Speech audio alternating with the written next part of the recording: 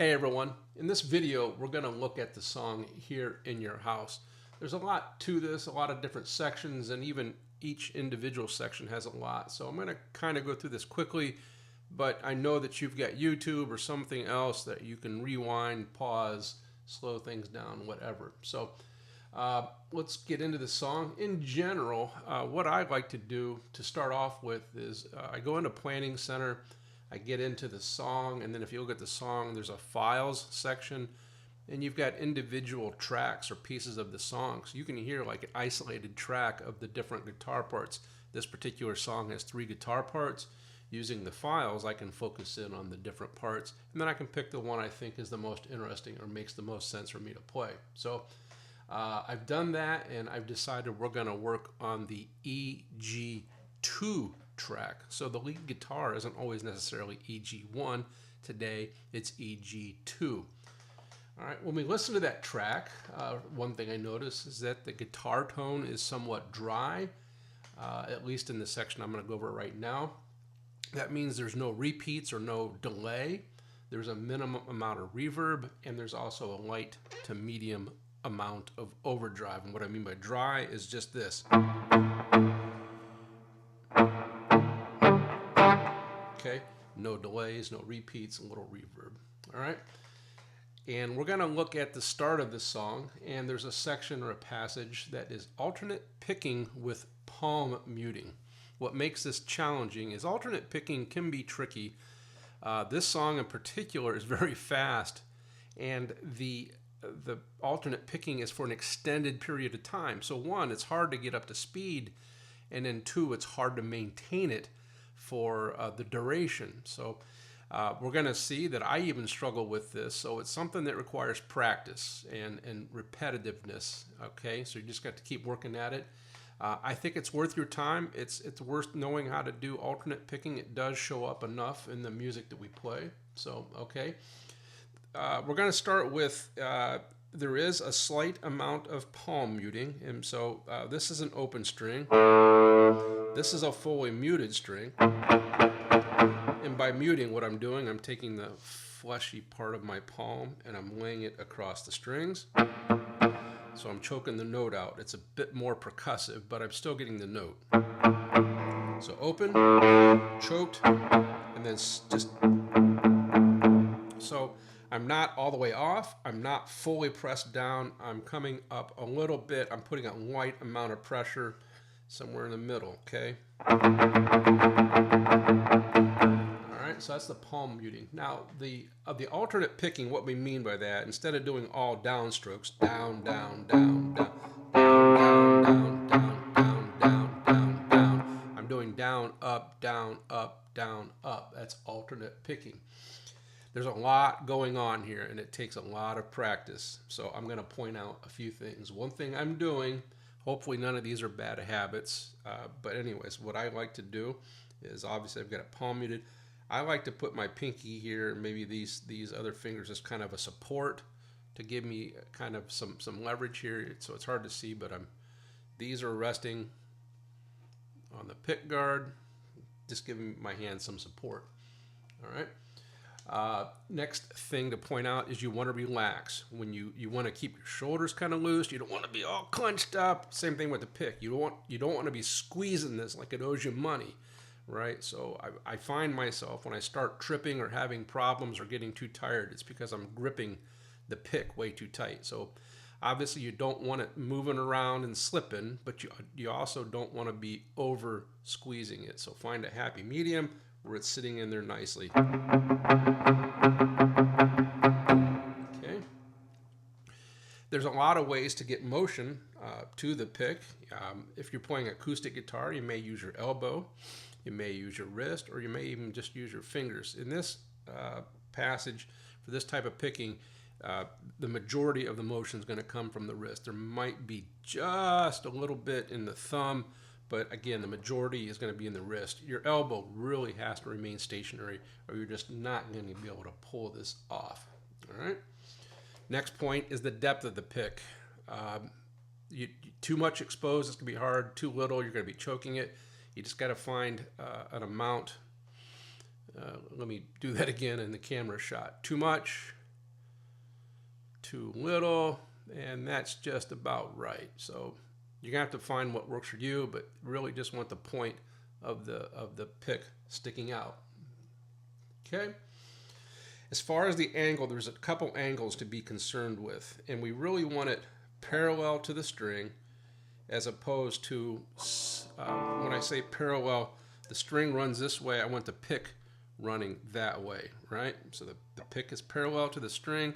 If it's tilted at an angle, it's going to sound and feel different on the upstroke and downstroke. So I want it to be consistent. So we pretty much want it parallel to the string. Not only that, I can tip it down or I can tip it up. So there's a couple planes, right? There's this plane and then there's this plane. You want it perpendicular in this plane, right? And then you want it parallel in this plane. And the key is that the up and the downstroke are near identical, near the same. They're going to feel different. If they're not the same, they're going to feel and sound different. So pick is straight up and down. It's not angled toward the floor. It's not angled towards my head. It's also not tilted anyway, right? So.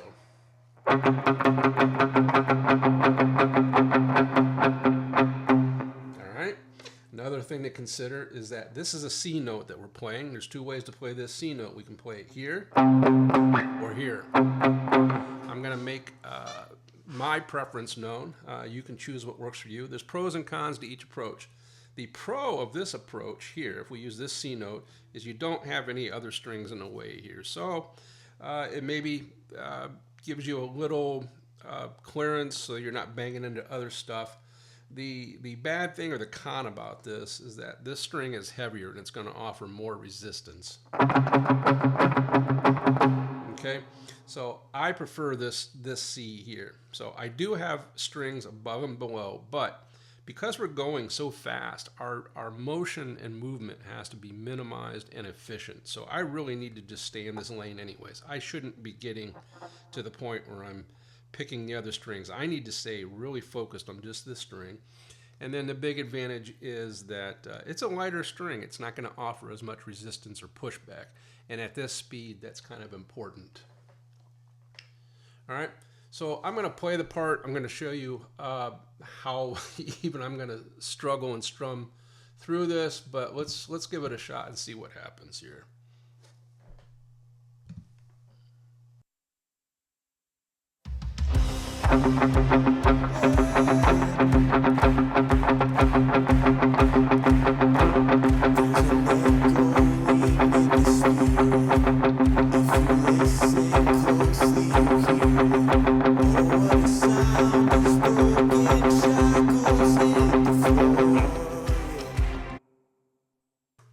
Okay, that was quite sloppy, so but I'm going to leave it just for the interest of time. So it just proves that it's not easy, and you know, I myself need a bit of practice on it. So speaking of practice, you know, one thing I highly recommend when you've got a part like that is work on stuff. Start slow and then get to the speed. So this song is listed as 181 beats per minute. That sounds kind of high, but anyways, it's up there. So work slow. And then, you know, build up speed over time. Right? So play it slow enough so you can get it right. And I also highly recommend using a metronome. I've got a metronome here from the internet. We're going to start at like maybe 128 beats per minute.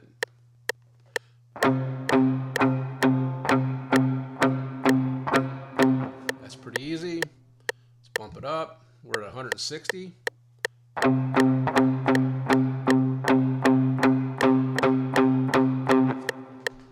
Let's get up to about 170.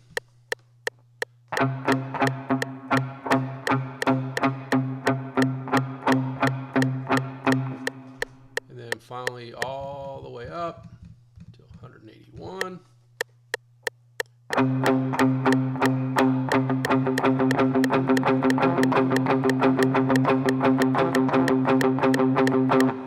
Something doesn't sound right there, but again, the concept is that you start slow, use something like a metronome to get used to the beat, and then gradually increase your speed. And also at these lower speeds, listen for things like, is the sound consistent on the downstroke and upstroke? Is it sounding different? Am I using different amounts of tension or pressure, or am I hitting it harder or softer? So really work on smoothing it out. Smooth. All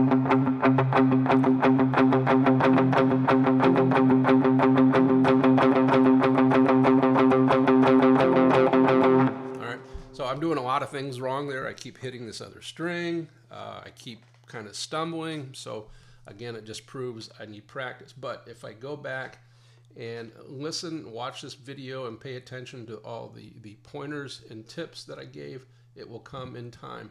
So speaking of time, it's just a matter of, repetition is going to build the strength and endurance and the rhythm. It's like an athlete in a way. You have to put in the time.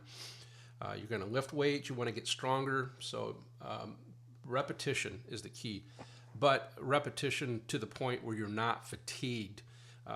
If you're getting tired or fatigued, it's okay to put it down, come back a half hour later, or an hour later, maybe the next day. Just don't let one day turn into 2 days, 3 days, right? Just keep at it at a pace and a duration that makes sense, and it'll come in time, okay?